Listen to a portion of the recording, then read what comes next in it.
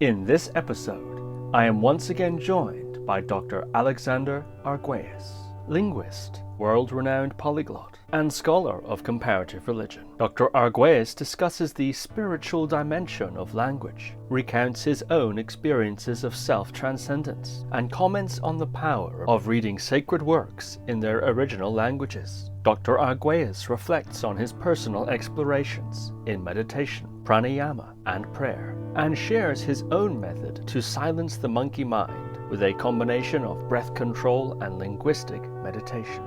Dr. Arguelles also discusses how to include work and study as a part of spiritual practice, details the lifestyle habits required to nourish the life of the mind, and warns against the deleterious effects of the convenience traps found in modern life. So without further ado, Dr. Alexander Arguelles. Professor Alexander Arguelles, welcome back to the podcast. Thank you so much for having me again a third time. I'm honored that people have interest in hearing this. Well, yes, indeed. And the last two episodes, very well received. Indeed, and there's been quite a bit of demand for this third installment. And in those last episodes, we covered, among other things, the story of your life. Remarkable story. The last episode was called The Wandering Polyglot. And I think that sums up aspects of your life anyway. You've gone from country to country, immersing yourself in different languages, taking on teaching positions and having various adventures. And these two episodes, I think, very fascinating indeed. And today we resolved to dive directly into something that we did touch on in the other episodes, your techniques of language learning, but also something that seems important to you, which is the spiritual, could we say, implications of language learning per se. So I wanted to begin with a quote that I ended with in the last episode, and perhaps we can go from there. You said that the key to learning a new language is unhooking that inner stream from the mother language and hooking it into the new language.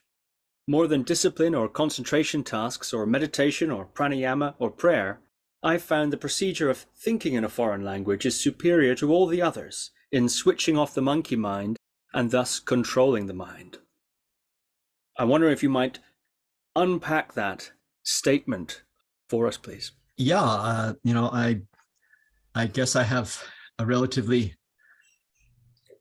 unique, unusual approach to languages. I don't see them as functional tools for communication, which is, I think, the only reason why most people could conceive of learning a language and the way they would try to look at them. And phenomenologically, objectively, that does fit. That is one function that languages do. They're tools that enable people to communicate. But I really feel that languages are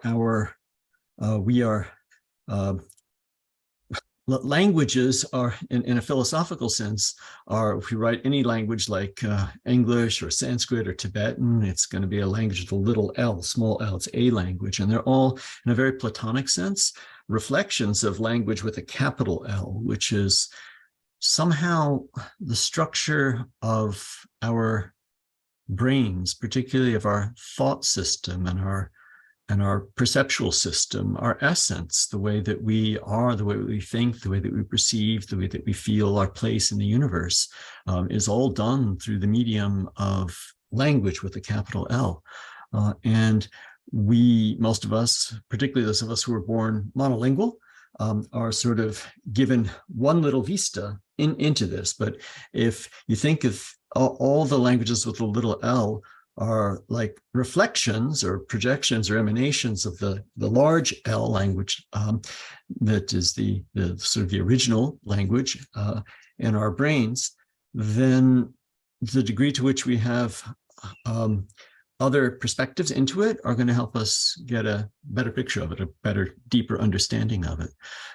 And so, yes, I have always felt that learning languages is first and foremost, it's a mind-expanding spiritual task. It's what we do with our entity that helps us, sort of conceive the world in a larger, deeper, richer perspective by understanding the way I have. Language use is automatic. It's just like breathing, and you as a yoga teacher, that's one of the main ways you teach people to meditate is by concentrating and focusing on the breath. And I think that most people are not language. There's some way most people are not breath conscious. They are not language conscious. We just speak and it comes out automatically and you use it. And the same way that by focusing on your breath, you can learn to meditate and still the mind, still that monkey mind, and focus and concentrate and sort of clarify, clear your head. I think that by becoming language conscious, which is a similar process of somehow focusing on the essence of what language is doing, not letting it just be an automatic unconscious process, but making it a conscious process, is a way of clarifying and focusing the mind as well. Particularly when you say, well, gosh, we just happen to be born native English speakers, and I guess we're kind of lucky. English is a huge major world language now, and that, unfortunately makes it hard for us to learn other languages because everybody wants to learn English. But beyond that, it gives us a large community of people to communicate with. But we didn't choose this. We just got lucky, if this is a good luck thing, and the fact is that the English language, or any language that you're using, is sort of like it controls you. It determines the way that you articulate things and the way that you think, and you didn't choose it. And so if you can sort of say, well, I spend all of my day thinking, but that monkey mind is always chattering away in this language, and I didn't put that language there, and I want to have the experience of taking some control of this.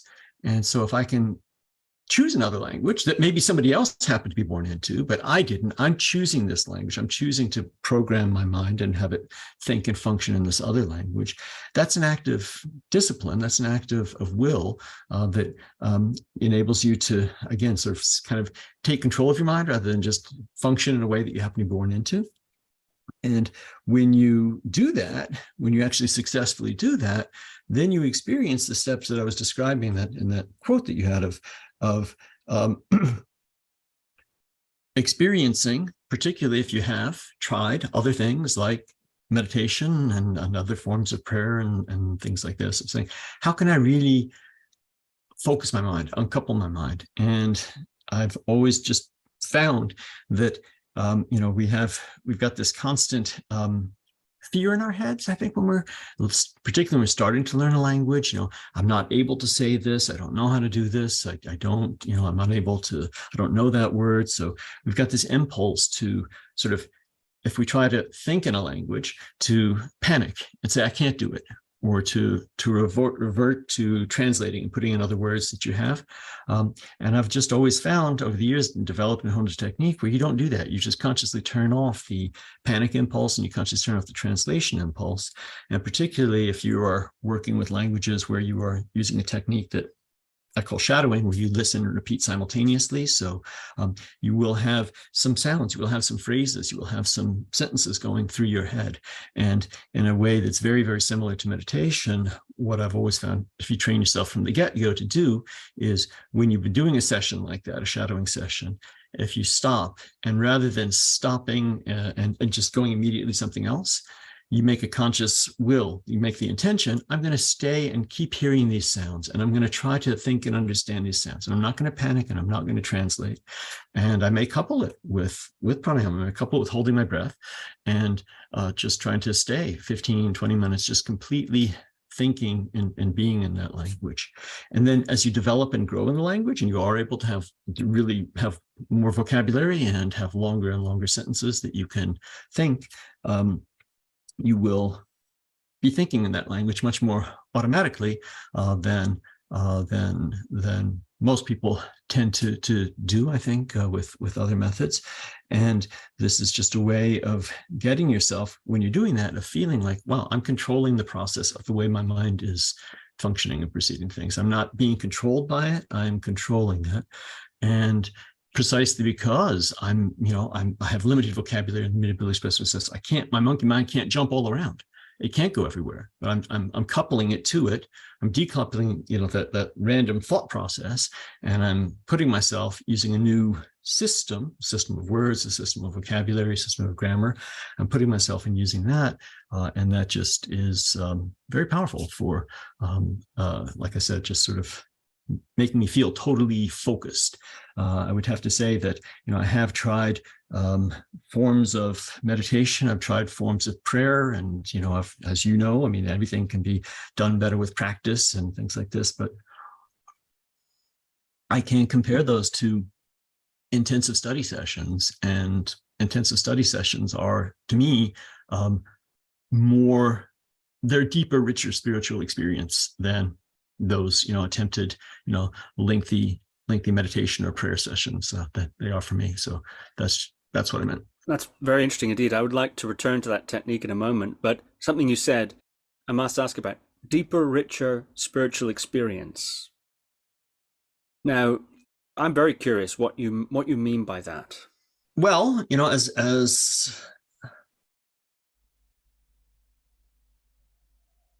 again, the feeling that we have as contingent creatures, as animals in this world running around who didn't choose to be here and didn't, we find ourselves, and we're making the best of a situation that we find ourselves in, and we're trying to understand it. And we're looking at, the fact that through the millennia, another great thing, really, I can't uncouple it also. I mean, languages for me, have always been about reading literature, about reading great books, about reading philosophical and religious texts, things that have been well written and are worth reading. So that's always been a goal of doing it. So I'm not just sort of putting it out there as a purely linguistic experience. I'm always coupling it and getting it into that. It's going to lead into that. So knowing that I'm getting towards that goal, knowing that I'm getting to the point of saying, well, I can not only just have my thoughts be here, but I can channel my thoughts through like books of religion and philosophy that have been written in this language, is going to really push the direction in which I'm channeling. But yeah, I would just say that the experiences that I've had of meditation, which again, I'm certainly no master at, or anything like that, and I'm sure many of your other listeners can relate. It's a hard process. You get bored. You're just sitting there. Your mind is still wandering. You have to constantly fight, and you follow the instructions to bring your mind back without judgment and do that. But ultimately, I can, if I'm trying to do that, ultimately, I would honestly say I get bored after a while. I have to stop. I can't do that for 4 hours. I've seen you sometimes sit there, do it for 4 hours. I can't do that. When I've tried to find going particularly in, the whole culture that I come from is, Christian here, Christian there, various forms. So I've been to different types of churches, and when I'm with people and they're trying to pray and stuff like this, the back of my mind is thinking, is this really real? Is this, what is this? Is this, I can't get, wrapped into that. I've explored, and from throughout my life, I've been to Buddhist temples and other places. I mean, I've tried lots of different things, and yet truly the only thing that when I've been saying, well, what can I sort of like go into almost like a trance-like state, is the closest thing that I've found is when I'm really getting involved in studying hard, reading, not just studying grammars or anything, but like reading in a foreign language that I've learned how to read hard into. So that's what I meant, is that you're somehow in touch with, through the right kind of languages like Latin and Sanskrit in particular, you're getting in touch with such rich vocabulary for expressing concepts, philosophical, spiritual concepts, and you are learning how to think in them and use them and getting richer in them. And when you do that, that's where I can sort of get engrossed and truly feel myself sort of on another plane, another channel, another sort of level that, as I said, I've never been able to get through any kind of prayer or meditation. So to me, the fact that I'm getting close to spiritual ideas through the texts, and that I'm taking charge of the functionings of my mind, and that I'm reprogramming myself and what I'm choosing to do rather than what I've been sort of fated or destined to do. All of that just makes me feel like, well, here, like I said, and I am connecting with that capital L. I'm connecting with the thing, the archetype behind all the ways that human beings use languages. And that's sort of getting closer to a higher entity. And, I love mythology, I'm fascinated by religion, but, I've always, when you get right down to it, talking about higher entities, what can I really conceptualize them? I can really conceptualize capital L. So. And is there a sense of relationship there with capital L as one might have with an entity or an individual? Is there that sense? How personified has your experience of language capital L been? I wouldn't say it's personified. No, I wouldn't say it's personified. And I wouldn't say it's been like a personal relationship or anything like that, but it's more of a realization of how vast things are, in the ultimate scheme of things, and how narrow and little we are in our daily lives.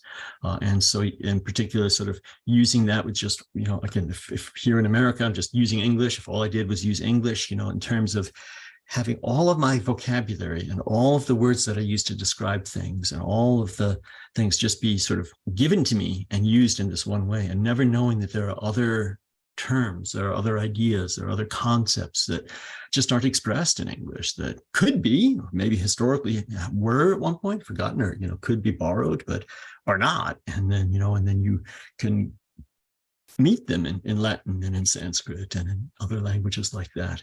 And so it's more of a realization of just perspective, I would say, more than any sort of personification, though. Yes, that recontextualizing, it sounds like you're describing, of one's sense of oneself in relationship to that vastness. Another dimension of mystical experience or spiritual experience, or this sort of aspect that we're discussing here, is one of self-transcendence. Has that ever been an aspect of what you're describing for you?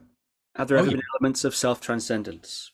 Yeah, that's a good way of phrasing it. You transcend the self, and when you push down that panicky, I can't do it feeling, that I don't know it, the panicky, I don't know the vocabulary feeling, and you say, okay, I'm going to just be with what I can. I'm going to hear it. I've given myself, maybe I just started out, I've got the sounds, and then ultimately I'll come and I'll get more vocabulary. But basically, it's kind of a path of deliberately choosing the difficult way, the hard path. It's just no need to do it. I mean, for native English speakers, we could just stay in English. There's absolutely no need, practical, functional, real need to learn language most of the time. But if you choose to do it, it's a path, and it's a discipline, and it's a technique. And when you do that, you're going to find that,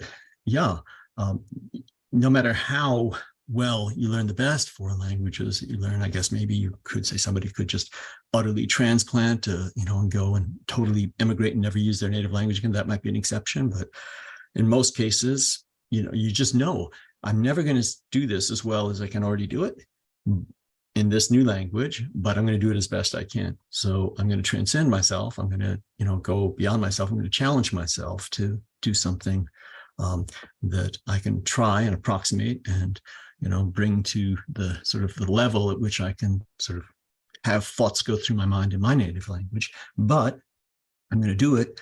Like I said, I just find that that the monkey mind is actually that. I mean, that's a way of transcending the self, I can put it. I mean, I in a way, I don't really have the monkey mind to the degree in other languages that I have it in English. So in some language, and I think that's because you consciously, deliberately go through the process of learning the languages. So there's a stage when you can't have monkey mind because you don't have the the ability to have it. You can't wander because you can't think. So when you're a beginner in a foreign language, you can't have a monkey mind. And if you train yourself by doing the kind of exercise that I do and you work up to it, then you say, well, I trained myself not to have a monkey mind. I think that we developed a monkey mind because it's a natural thing to do when you're totally engaged, and you can't differentiate between the way that you articulate, the way that you think, and that actual process that can be described. Here's the vocabulary and here's the grammar. You can't distinguish that when you're a native monolingual speaker or when you're just using your mother language. But when you're doing it as a foreign language, I just have find that that's there. So if nothing else, I would put that out. I mean, at this stage of my life, I think I can say that I'm, I couldn't necessarily pass for a native speaker, but there are a number of languages that I could go and live and function perfectly well in and be there all day. And I can think in them all the time.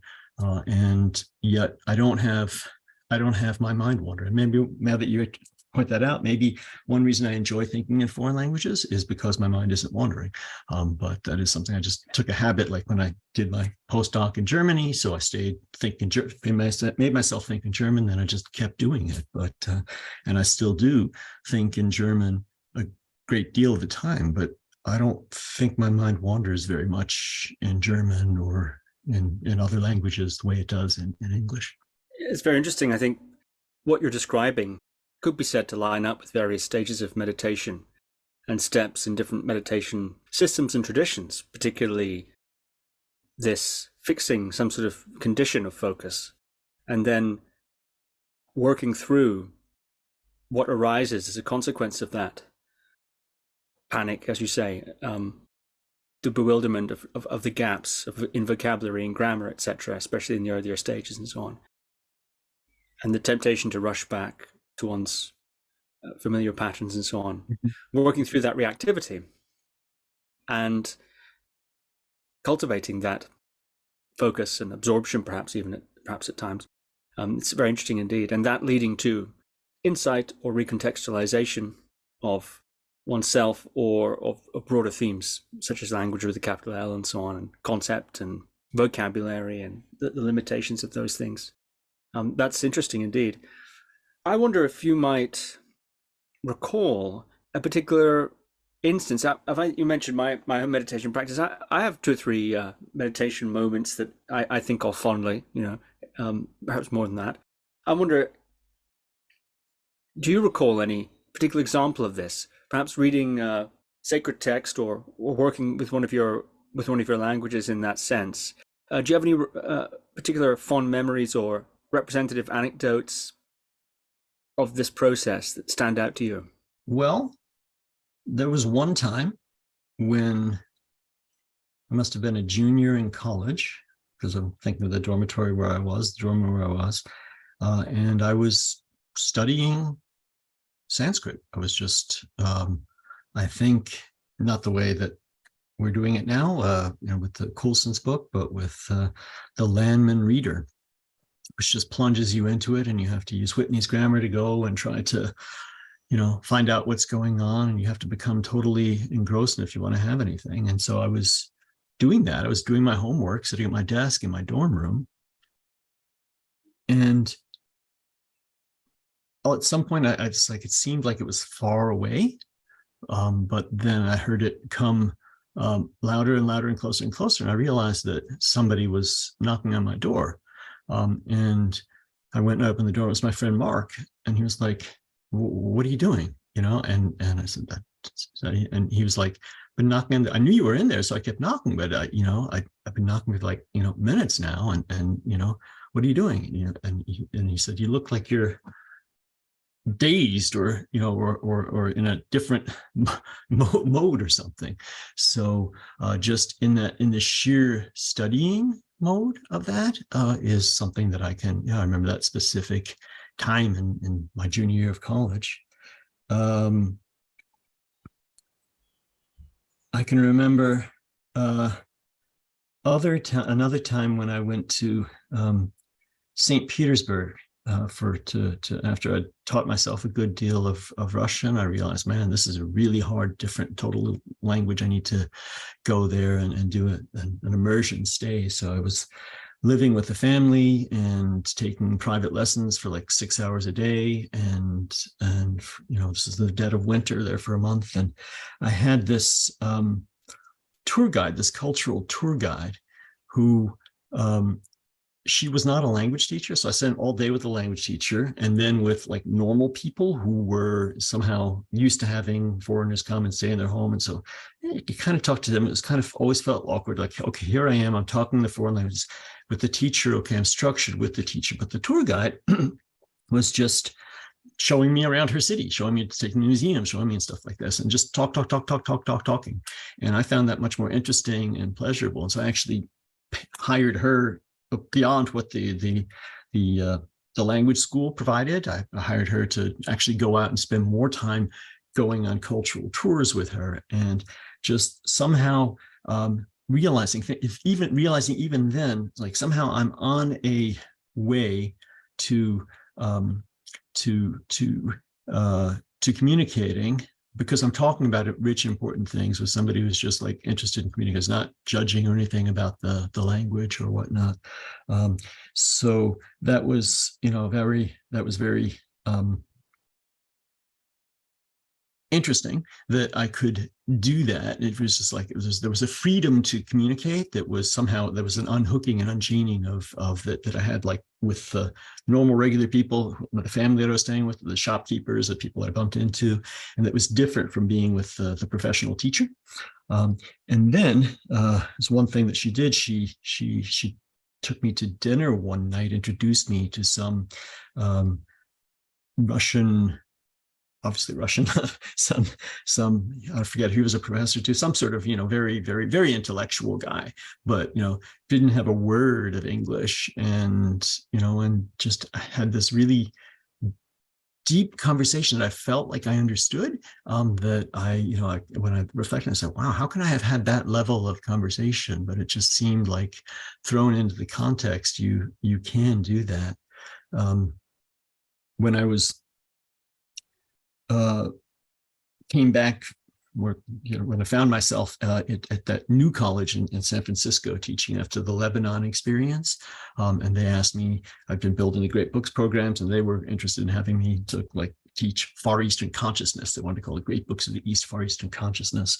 And so I said, okay, well, I have the texts and whatnot, but I ought to get, I've been focusing on Arabic. I had to sort of freshen up on my Chinese characters, and so I went to the Asian Art Museum in San Francisco, and I went up to this stone, engraved, carved stone, that had characters on it. That, in case people don't know who are listening, Chinese characters, classical Chinese characters, are things that you need to constantly use and practice, otherwise you kind of forget them. They're not like an alphabetic writing system where it's kind of like riding a bicycle. You learn it and you'll have it forever.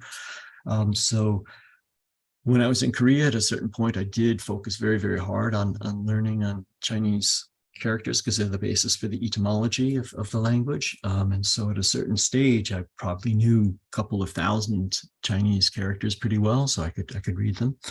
But at this stage, I'd forgotten them all. But when I looked at that stone, I was seeing things that I'd forgotten. I was not reading it. I couldn't read it. I didn't understand what it said, but it was like, I looked at the characters and I had the experience of reading it. And I had the experience, well, I've forgotten you, I've forgotten you, I've forgotten you, I've forgotten you. But somehow it was a different experience from looking at just a blank wall or a bunch of figures that I'd never learned or seen. So that was kind of interesting to have that happen. What else?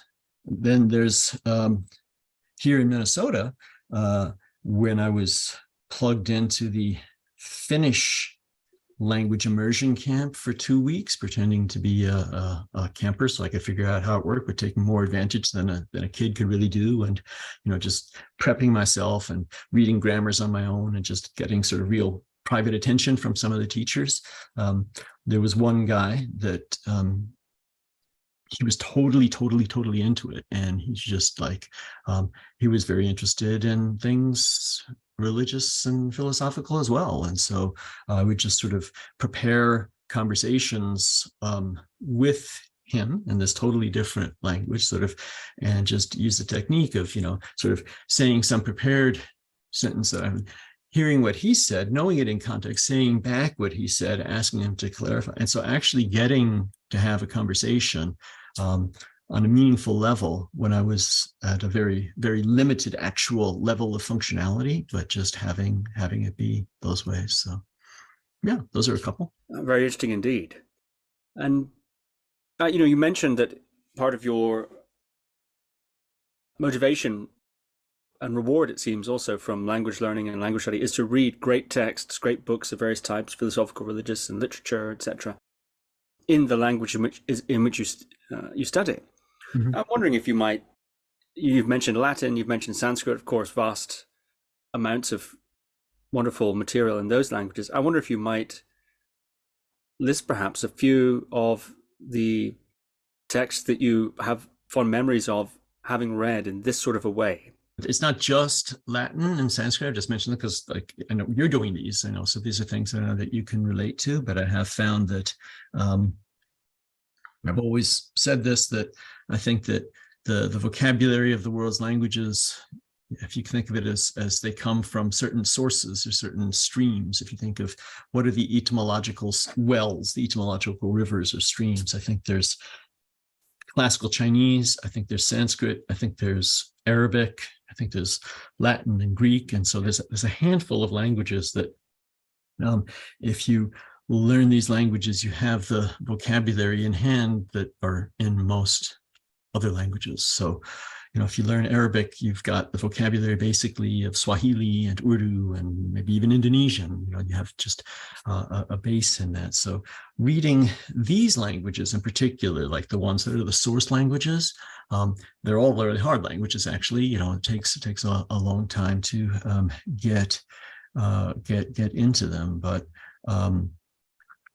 when you read these languages in particular, yes, that can be quite rewarding. Sticking with them, I don't know, like with Latin, well, currently in the group that we have, the conversational Latin, that they're all interested. They're surprisingly interested. I thought they might find it getting tedious, but we're looking at Thomas Aquinas' De Veritate, On Truth by Thomas Aquinas. And it's really, really dense. It's really, it's not a question of, you can read the sentence and you understand all the words, but God, what does he mean? What is the accident and the essence and stuff like this? But just talking that out with that group of 3 or 4 people who were there.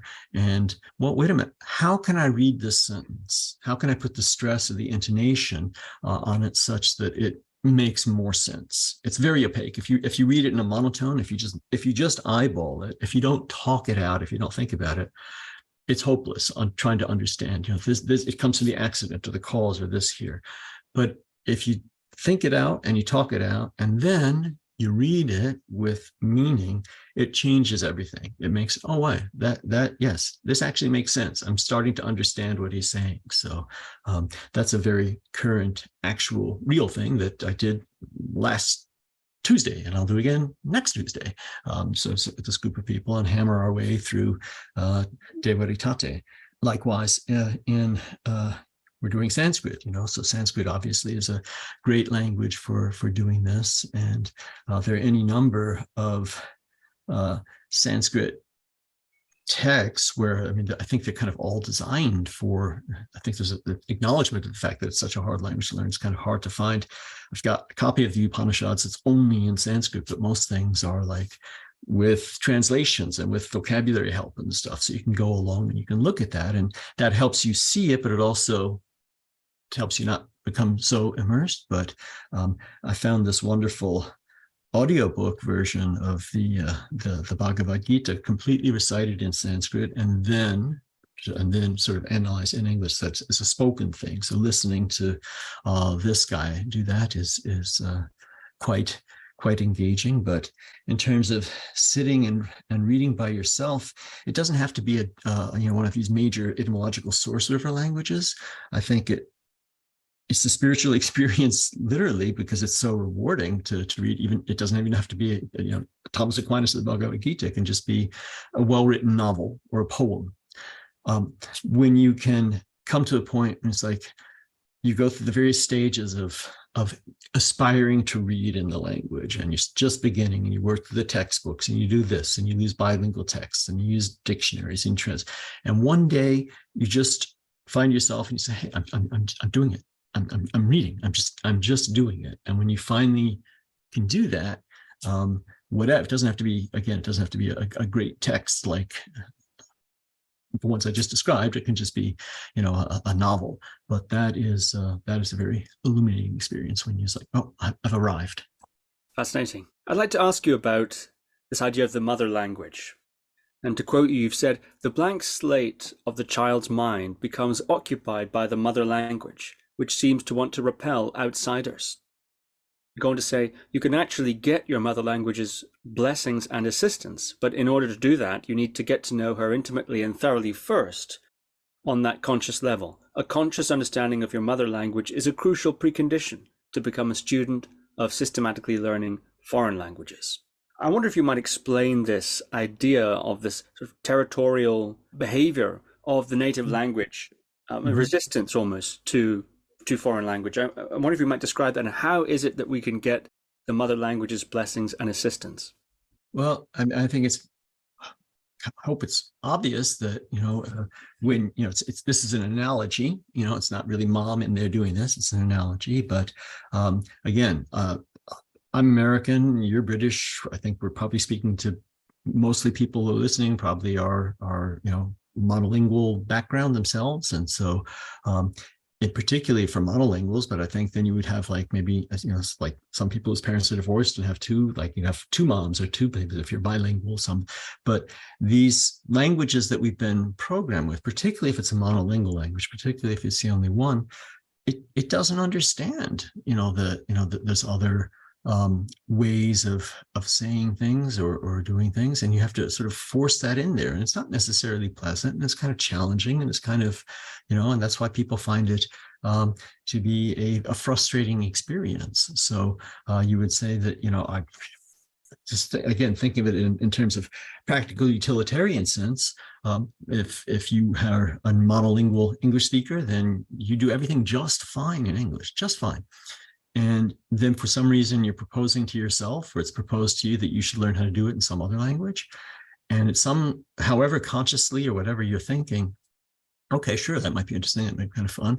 On some other level, if you haven't done it before, and it's going to be somewhat strenuous and difficult and tedious, you're going to rebel against that. You're going to say, one level, why should I do this? I know that I'm never going to do it as well. I can do it in English. Why should I force myself to do this? So the mother language will sort of like push this thing away and say, just don't do this. You're fine where you are. It's this experience, I think, that probably most people who, if they're trying to learn their first foreign language will have experienced that you just sort of want to reject the process of a certain procedure. And I do think that is, in a certain sense, again, thinking very analogically, the mother being sort of protective of her territory and wanting not other things not to encroach on it. But if you can approach languages like I do from a comparative philological perspective and see that, that's not, we really try to just say the more the merrier, but the concept that the more you know, the more you understand, the more you can perceive, the more you can see the connections and analogies and relationships between things. So introducing that kind of idea, I think, is what you need to get your mother mind to accept. So that might just be a very freely way of saying, well, if I do think that, if you want to learn other languages as well, it helps you. If you're going to study systematically, you need to know what sort of grammatical concepts and terms are. And the easiest way to do that is to become aware of them, to study those in your native language, which most people don't find particularly interesting or fun or pleasant or necessary because we do it automatically.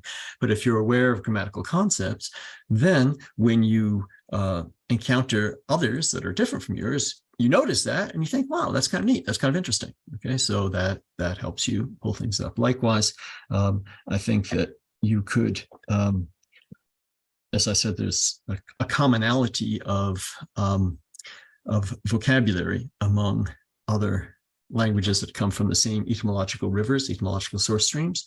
And to the extent that you have a rich vocabulary, developed vocabulary, you're going to see more and more of that. So if you most of our polysyllabic words in English are of Latin origin. And so if you are not, if you're, if you speak a much more pure Germanic version of it, if you only stay on, with the native Germanic words, you recognize more in Swedish or German. But if you expand your vocabulary by getting a good education, reading a lot, enjoying stuff that's been written in your native language, then when you go and you'll turn to look at Latin or French or Spanish, you'll say, wait a minute, if I look at the page, if I don't panic and I look at the page, I see lots and lots of words that I know. So I recognize these things. So that will help. And then, as I said, it's all about reading for me. When you come right down to it, it's all about reading good books, reading literature. I think there too, that, if you have a concept of, somebody who wrote well, in different languages, you're going to want to see that. So if you want to go and say, well, I kind of enjoy, this kind of author, and this kind of author is, I know he was influenced by this author who wrote in this other language. And so I could read these books in my language, and then I could read these books in that language, and they would sort of complement each other. So again, sort of helping that analogical, metaphorical mother who's protective and wants, thinks that, oh, these other kids out there, they could be bad, they could be dangerous. I want to keep you here protected. You're fine. You're working just well with your thing. If you can help her see, they're not dangerous. They are, they have a lot of perspective to bring, and they'll help you grow richer yourself, rather than in any way sort of detracting from you. There's no need to be jealous and try to keep me to yourself, precisely because I'm bringing in these other languages and spending time with them. I'm enriching you. So I've also heard you describe this resistance or hostility, perhaps even, in terms of energy efficiency, and that by expanding one's idea of reward, the cost-benefit ratio starts to look a little bit different. For me personally, that concept, hearing that from you, has illuminated a kind of reflexive resistance, which is a big impediment to focus. Mm-hmm. And recognizing that resistance, or having it pointed out, and then immediately you get a taste for it, if you can catch it. And I think that's where perhaps meditation does help. Mm-hmm. You can catch it, then straight away it's like, aha, that's a strand of something that was going on. That was a veil that was happening. That's like panic. You've described panic at looking at foreign language. There can also be a resistance, a layer of resistance, or simply bouncing off of it, or a wave of almost lethargy that can come. Resistance shows up in many different forms, and recognizing, that's what that is. That's for me been very helpful. Having it illuminated immediately subjects it to, if you like, the momentum of meditation training, to unlock a level of sort of focus and ability to stick with it or be with it. I find that to be very helpful indeed. So thank you for that. Well, what if we might talk a bit about some of the techniques? Now, you've talked about this idea of using some sort of breath technique and then switching the brain over into another language. I wonder if you might give a step-by-step for the record of that technique. Then there's 2 or 3 other techniques I'd like to ask you about as well. Okay, so step-by-step for that is it has to follow upon a shadowing session. A shadowing is a technique where you listen to audio and repeat simultaneously with what you're hearing. So you are training yourself to speak, sort of the technique of doing it, that can be difficult in itself when you start doing it. Most people are inclined to want to wait till they hear a word before they say it, but you actually have to hear it and sort of start saying it as the word is being said. So that's a technique that you have to train up to, work up to being able to do that. But in order to do this, what you would have to do is be shadowing for a while. be shadowing. Ideally, stuff that there's the technique of shadowing. You can start out with what I call blind shadowing, when you don't understand what you're saying, and you do it just for the phonetics and the trying to recognize something that you do. So if you're learning a totally different language, it doesn't make sense to do a lot of blind shadowing. But if you're learning a language that's related and does have some words, and you have a chance of saying, well, wait, I do understand something. So understanding what you can understand before you have it explained to you is a good thing to do. But you can be possibly blind shadowing, possibly looking at text and shadowing at the same time, so you understand. So you have some ideas, you have some sentences, you have some dialogue, you have some words that are running through your head. And they're not just running through your head because you're hearing them, they're running through your head because you're saying them. And I do think that that's what makes shadowing work, is that you get the resonance of the input coming through your ears and the output coming through your mouth. And there's a resonance, you can feel it, when you're speaking along with the language. So you would do shadowing for a while, a couple, 5, 10, 15 minutes more. You'd be shadowing, and then you would come to this from stopping the shadowing. So shadowing, you're going to be listening to some sort of a device. Little MP3 player is what I use. So at a certain point, you would say, okay, now I'm going to stop. I'm going to go and I'm going to do something else. So normally what you would do is, in the normal course of your life, you would say, okay, well, I turned this off and now I'm not shadowing more. If I'm still studying, I'm going to pick up my book and look at this. Or if I'm done studying, I'm going to turn my mind to what I'm going to do next. Or if don't have a particular plan, then the monkey mind's going to come in and jump around, or I'm going to get distracted some other way. So the step would be to shadow. And then when you turn off the little MP3 player, whatever else you're using, you just say, I want to make an intention to not do any of those things. I'm not going to turn my mind to some other task. I'm not going to let the monkey mind start jumping around. I'm not going to even revert to thinking in my native language or another language I'm doing, because I've just been practicing, drilling, and getting this resonance and having these sentences going here. So I can do that. I know that you don't do this spontaneously. You're planning to do this ahead of time. But you say, okay, when I stop doing this, then I am going to just, and it does help to hold your breath. So I've always found holding your breath, slows things down, because it does. I'm going to just do this, and I'm going to allow the sounds that I was just hearing and making, the things that I was just speaking. I want to keep hearing those, and to the degree that I can, I want to understand those, and I want to repeat those. So if I've been saying a dialogue, I'd like to participate in the dialogue. So mentally rehearsing and exercising what you just did. I would say you would shadow, stop with the intention, hold your breath, and just try to keep your mind focused on hearing and replaying and saying what you just did, and then expanding upon that. At the very beginning, when you're starting to learn language, you can't, but when you develop vocabulary and grammar and stuff like that, you'll be able to do more and more. Try to think in the language. And again, just have told yourself beforehand that you are not going to translate, you're not going to panic, that when you are starting to think and there's a concept that you don't know, that you don't need to panic, you don't need to fill it in English, you just leave it blank.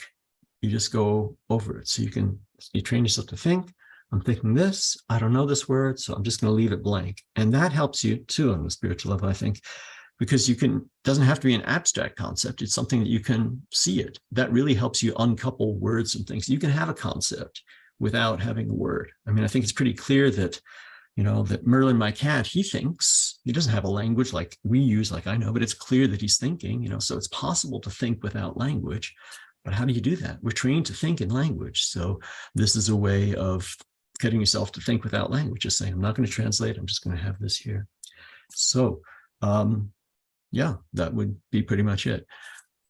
Shadow, so you have the resonance going, have planned beforehand, and then re-articulate to yourself the intention. I'm not going to translate, I'm not going to panic, I'm not going to revert to other languages. I'm just going to hold my breath and keep thinking in this language, resonating, and just have that go longer and longer and longer. And when you get better and better and better. And this is a technique, shadowing in particular, that you're known for, if not inventing, elaborating it to a much more precise and nuanced degree with many steps and layers. This is in some ways, one of the techniques I think you're most known for contributing to the field. I know you're very interested in linguists and philologists of centuries gone by. I've heard you talk fondly of them. Mm-hmm. And I think perhaps even in one of the episodes you mentioned the difference between what would be expected as a sort of basis of scholarship, say in the 19th century or so, compared to what many scholars today are able to achieve. For example, facility in several languages, including Latin, Greek, and et cetera, et cetera, et cetera, would be seen as sort of a basic. To what degree have you been inspired by those previous generations of polyglots? Which techniques or attitudes have informed or inspired you in your own creation of techniques and developing of different techniques, such as, for example, shadowing? Yes, this very, very, very, very common presumption in our society, in our time, that we're the best. We're getting better. The things that we have today, are there's progress everywhere, and compared to all the apps that we've got now. When I think of how people could possibly have learned all these things with just book and paper, oh my God, it makes my head spin. That's what the digital generation thinks. And yet you look at that and you say, well, wait a minute, let's see some proof is in the pudding. What did Max Müller, what did he do? He edited the whole great books of the sacred books of the East. He translated Sanskrit. He did all these things. I mean, it's an incredible scholarship. And find somebody who does anything like that today. You can't. And there's something that was there were people who were able to do more then. And that's just, when you read their biographies, just starting with the hardest book you can. You want to learn Spanish, get Don Quixote and just start reading it, and sort of do that. Heinrich Schliemann is a famous or perhaps infamous example of somebody who, recreated ancient Greek, by making people live it and talk it around him in his house and do stuff like that. So there are, I wouldn't say that this is stuff that mostly I learned kind of afterwards, doing research afterwards. I wouldn't say it's like, oh, that I learned about him and that inspired me, but it certainly reinforced me and made me feel less of a loner, less of a weirdo, less of somebody doing something on my own. So yeah. For shadowing, though, I could never claim to be the discoverer, the inventor, or anything like that. It's a perfectly natural, normal technique that I think any 2-year-old or 3-year-old is inclined to do. You listen and you repeat exactly what somebody's saying, and yet that's seen as rude. And so people, again, the real mother will probably say, "Don't do that. That's not nice. Don't imitate people." And so that's sort of hammered out of people. But I think it's very natural and normal for kids to do that, and that's in essence what it is. You listen and try to repeat at the same time. But what is different, again, I have gone and sort of made different steps and tied it together with using various kinds of methods and manuals, and describe steps for doing that. But I do think beyond that, shadowing is something that can probably only have been done in again, you could mirror shadow anybody who's talking to you, but unless you have that person's total permission, that's kind of weird. That's, can you to keep doing that when the person is talking to you and you would be, saying exactly what. It's much easier to do that with a recording or some sort of broadcast. So it's only since you could possibly have listened to a record player or a radio broadcast that you could probably do this comfortably without somebody knowing that. And more specifically, to get it to really work with the resonance I found, it's got to come to the point when you want to have sort of earphones. And I don't know when those were invented, but I know that also, to me, a big part of shadowing is you do it while you're walking around, where you're walking in nature. So that you do need to wait for the invention of the Walkman, the cassette recorder. That's mid 70s. You couldn't have really done that before that. So there's certainly a way that technology has enabled this technique to be better attuned towards didactic and other recordings that you can use for learning languages. And I've maximized that in my own learning, and I'm now trying to share that with other people. So that's what I would say with shadowing. I have two or three other techniques I'd like to ask you about, but on the subject of your interest in 19th century polyglots, for example, what do you think are the key causal factors of that degradation between then and now in terms of what you've just described? Is it an attrition of attention because of digital devices and this sort of thing? One hears that from time to time. Is it a lowering of IQ? Is it whatever the case may be, or a lowering of standards, and if so, why? Or a change in educational emphasis in some way? What do you think is the reason? But what are the key causal factors behind this degradation, as you've put it, from then to now? Well, on that note, there's this wonderful anecdote I can give of a couple of years back. Who were they? I don't know. Somehow it was discovered. Somebody, somebody dusted something off and looked at this and said, "What is this?" And they said, "Oh, this is a test that you had to take to graduate from middle school or intermediate school and get into high school. So this is a test for 13 or 14-year-olds to show that they have enough knowledge to go into high school." And this is a test, I think, from about 1911 or so, from some state in the United States, just, not just some, it's a statewide test. So everybody in the state of, I don't know if it was Indiana or Illinois or some state, would have to take this test to get into high school. And obviously lots of people got into high school and did this. Well, they took this test now and they gave it to freshmen and sophomore. They gave it to college students at like some of the best colleges, and people couldn't do it. I mean, just the knowledge that people had, the ability to, it had all sorts of sections. It was the kind of test that we get or given here. I don't know how familiar your European listeners are with things like we have aptitude tests. There's the scholastic aptitude test and the preliminary scholastic aptitude test. And there is no doubt that these have definitely been dumbed down over the years and made easier to accommodate people needing to get the better top scores. So yes, I do think people are getting stupider.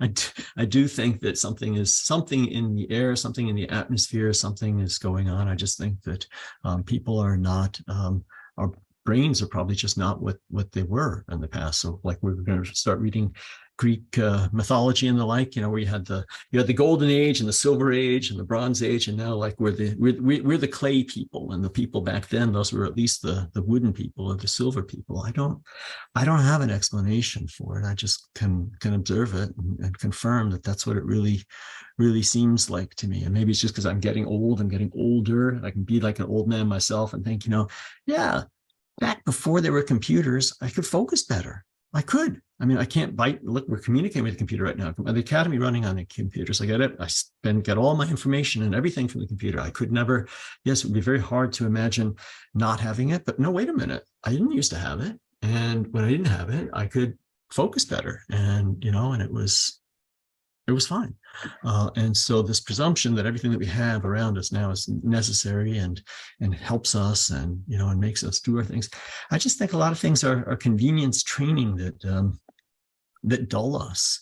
So many people use a GPS all the time. And when you're in a foreign city, just passing through once, yes, that makes perfect sense. But in your own neighborhood, so that you never learn the streets, you never learn how to get around where you are. I think that doesn't help. Well, Googling is a great way to get comes, but I think that getting that information so quickly is easy in, easy out. And then your minds are trained to do that. So yes, I am pretty pessimistic about the effects of digital stuff on us now, but this would just be the icing on the cake. This would just be the sort of final step. I do think that overall dumbing down process has been going on for some time. It's not just since the recent wave of digital things. I think it's been accelerating since I don't know when. It seems marked to me in the 20th century.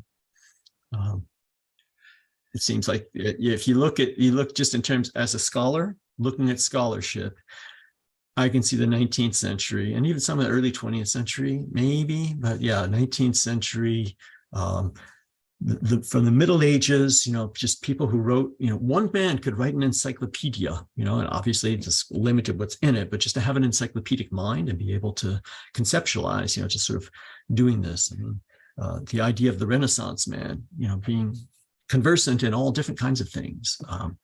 To me, sort of goes up there, and then just the residue that we have, the proof, the publications of 19th century scholarship seem to me to be the acme of the scholarly mind, and since then it seems to be downhill and accelerating downhill.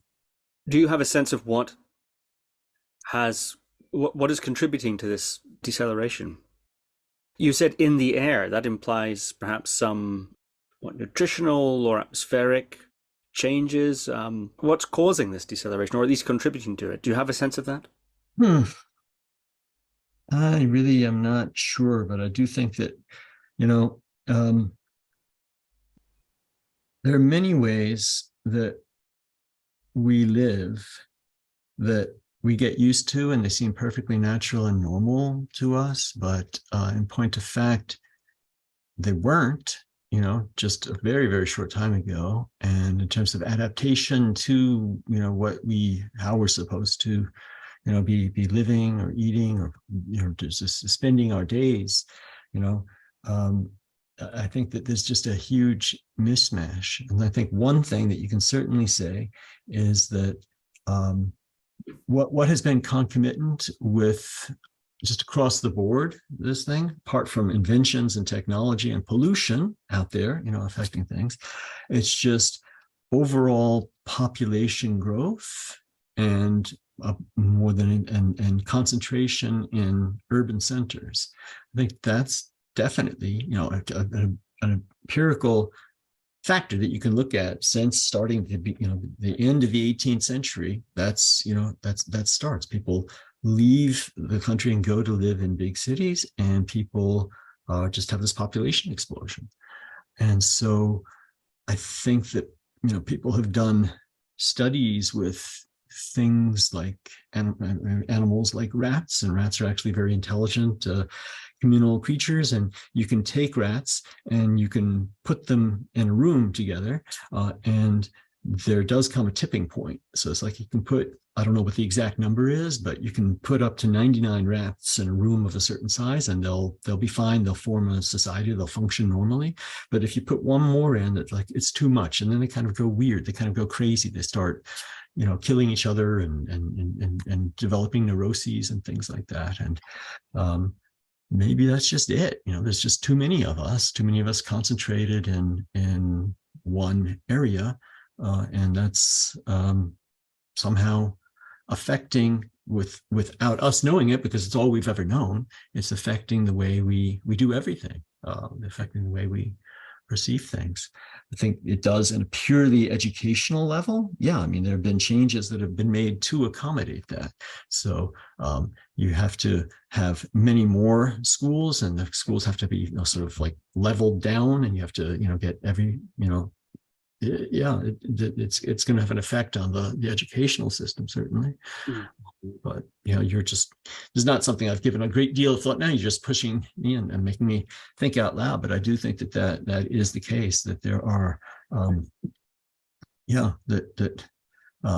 there are ways that we live that seem normal and natural to us just because that's all we've ever known or done. But if you just take a little look back, anthropologically speaking, is this really natural? Is this really the way we're supposed to be living? I'm not so sure. If you want to study with the sort of rigor that you've done, and that you encourage and that you guide others to do, in fact, one quickly has to come to face-to-face. We've talked about resistance. We've talked about that. One has to come quickly face-to-face with, focus. You're going to have to upgrade that, or it's going to come into, your focus will come into focus. And so will a lot of other things, habits of life, sleep schedule, etc. We talked in the first episode about some of your routines and the lifestyles you used to live, a pseudo-monastic lifestyle at times, rising very early in the morning, etc., exercise every day, these sorts of factors. I still do both of those. Right. So I'm wondering if you might talk a bit about that, the implications of, in terms of lifestyle, of the path that you've followed, and how have you seen that play out among some of your students or those who you've advised and continue to advise?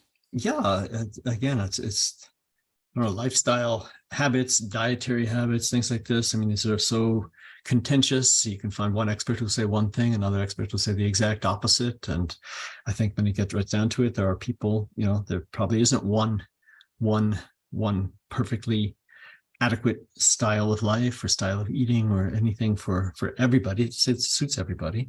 But yes, I have given, sort of when people, the kind of people that are attracted to wanting to be my students in the academy or something like that are naturally attracted to that. And when I can explain things and sort of give advice on yes, developing discipline, developing something like this, I've only been received expressions of gratitude for that, and so that really made a big change once it was started to do that. It's hard to do that. Yes, it's hard to get up early. It's hard to give yourself physical discipline and mental discipline. But I do stand by that. That the way that I study is not just it's language learning, but it's not just okay. Here I've got my I just happen to have my perfectionnement russe here. It's not just learning Russian. It's expanding my mind into that and getting the discipline to do that and getting access to philosophy and thought that's been expressed in the medium of this language. And so I would definitely say that yes, it requires you to develop discipline. It requires you to develop focus. It requires you to do all these kinds and therefore it's a useful tool for that. I've talked about in some other context the idea of language learning the way I do it as being a form of mental or spiritual exercise, and just the way that you would get a workout for your body by going to the gym. I think that studying kind of the way that I do and try to tell other people that they could do it too is that kind of workout, and so it keeps you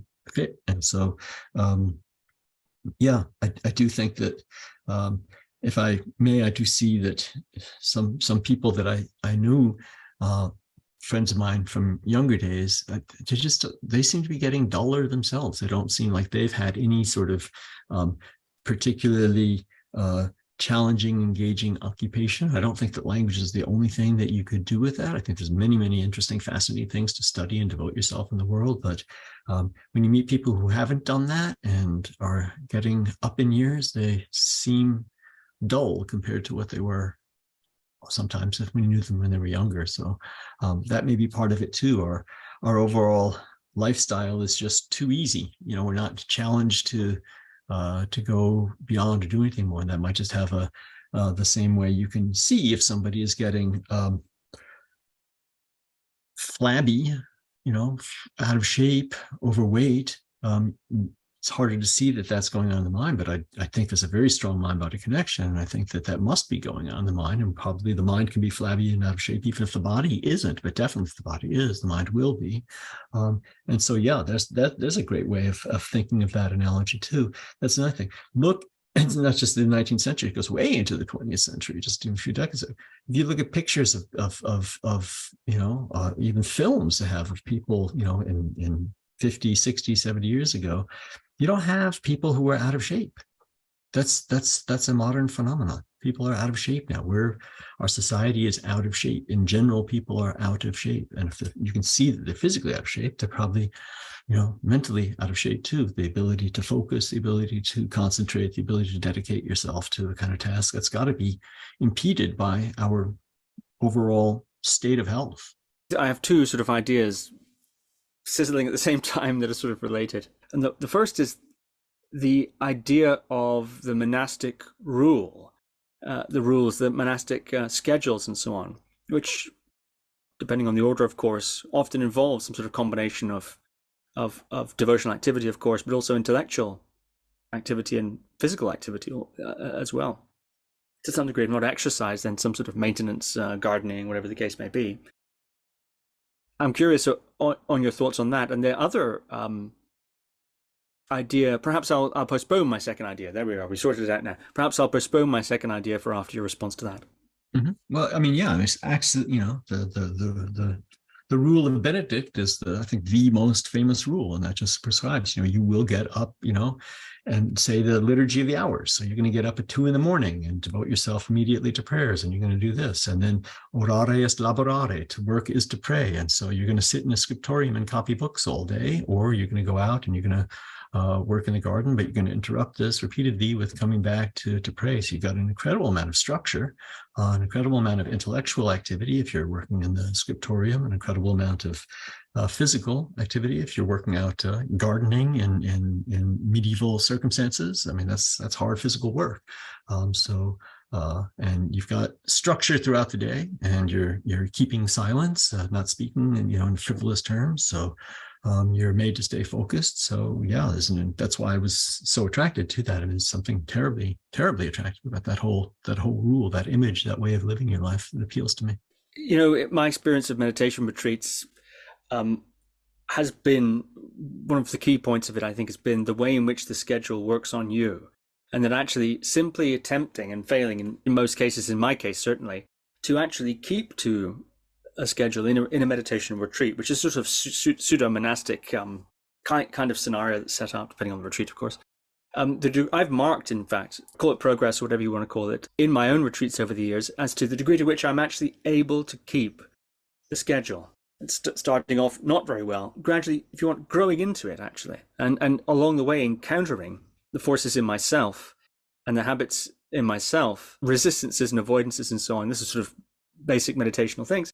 In fact, yes, on the cushion, but actually in relationship to the schedule as well. And I think the idea of applying one's meditation practice to activities in life, whether it's stamping community wafers or raking a Zen garden or copying a scriptorium, is in the scriptorium, is in a sense an obvious point. But I think the way in which you approach these themes, language learning, great books, philology, comparative linguistics, has a sort of spirit about it that makes it, I think, very conducive to meditators who might be interested in those topics, to really take it as an extension of, or an application of, perhaps, the meditative practice. And I think that's something very interesting, very unique, and something that I've appreciated greatly in my contact with you. Thank you. Yeah. Well, yeah. If I could, help. Yes. I've learned from, that's one of the, being a professor, you always learn from your students a certain way, but I certainly learned more from the, not calling you old, but the older, more mature, more experienced type student that I have here in the academy than I had as typical college students. So I've also, sort of the experience of most of the time guiding you, but sometimes being guided by you is very rich and rewarding there too. So it is fascinating, the number of the types of different people that we have. I mean, there's you, there's the symphony conductor, there's there are medical doctors, there, we have an acupuncturist, we've got, just some that you might expect, graduate students in medieval literature. I mean, that's what you would expect, but there's so much beyond that. And it's just sort of a happy medium. And I'm really interested by the number of people who we have who are actually not of any kind of humanities background, who are sort of, scientific or humanities type people, and yet they want to expand their consciousness more by, getting more languages and reading more books and things like that. So I think that's quite neat. So I'm really happy with the way things are going. Yes, indeed. And I think we've once again come to the end of the lifespan of this episode. It's been a great triptych. Thank you very much. Yeah. Perhaps one day in the future we'll talk more. There's much more to be talked about. But really, I think for more, people should come to the Academy. So maybe you can say something about how can people find this Academy? How can people join it? Well, if people who watch your videos, who are meditators, who are seeing podcasts, if they've been intrigued by all of this, like I said, it's been great having you. I think it'd be wonderful to have more people who are, I think we can call them seekers, questers, who want to expand their minds in various ways. If they're intrigued by the kind of things we've been talking about, it'd be great to have them come and try to join. You've got my name written on the thing. So the website is alexanderarguelles.com, and you go there, and there's pages, for the Academy, and you can look at the schedule, and you can look at the times we have various things, and you look at what might interest you. And if something appeals to you, there's a link on there to an application form, and you fill that out, and I've got an assistant who will get back to you and talk about the times and the accommodations and whatnot, and how you would end up signing up for it. And then you could possibly begin. Great books. We're starting, as you know, we're going to be starting finishing the histories soon, and starting the Greek plays in the middle of July. So that's kind of like an entry point. But most of the stuff we have is kind of ongoing. So, it's sort of like a book reading and discussion circle. So, you've had more experience talking to this, but other people can come in kind of at any time and participate and contribute what they have to contribute and get out of what we have to get out of it. So, it'd be great to have more people join us. We've got a number of circles that are large, but a number that are small and could use an infusion of a few more people. So to have more people join would be a great thing. Well, Professor Alexander Arguelles, it's been a great pleasure to talk with you in these 3 episodes. Thank you very much. Thank you for having me once again. Thank you for listening to another Guru Viking podcast. For more interviews like these, as well as articles, videos, and guided meditations, visit www.guruviking.com.